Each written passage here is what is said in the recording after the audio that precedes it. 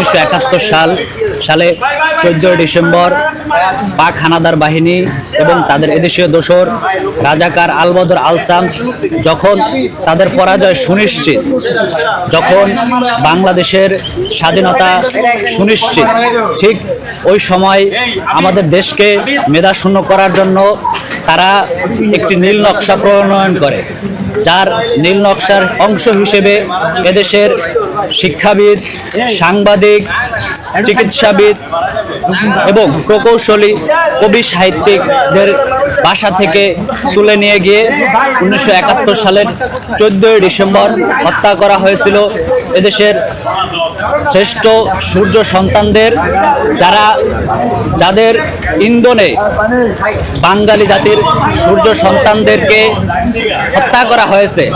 আমরা তাদের প্রতি ঘৃণা জানাই এবং যাদেরকে হত্যা করা হয়েছে বাঙালি জাতির শ্রেষ্ঠ সন্তান, সূর্য সন্তান, শহীদ বুদ্ধিজীবীদের স্মরণে আমরা ঢাকা বিশ্ববিদ্যালয় শিক্ষার্থীবৃন্দ আমরা আজকে একটি উদ্যোগ নিয়েছি রাজাকার ঘৃণাস্তম্ভে জুতা নিক্ষেপ, এবং যারা রাজাকার ঘৃণাস্তম্ভে জুতা নিক্ষেপ আমরা একটু ভোট দিয়েছি এবং এটা আমরা ঢাকা বিশ্ববিদ্যালয় শিক্ষার্থীদের পক্ষ থেকে আমরা মনে করি আমাদের শহীদ বুদ্ধিজীবীদের, যারা বাঙালি জাতির শ্রেষ্ঠ সন্তান, সূর্য সন্তান, তাদেরকে শুধু এই একটি দিনই স্মরণ করলে যথেষ্ট না।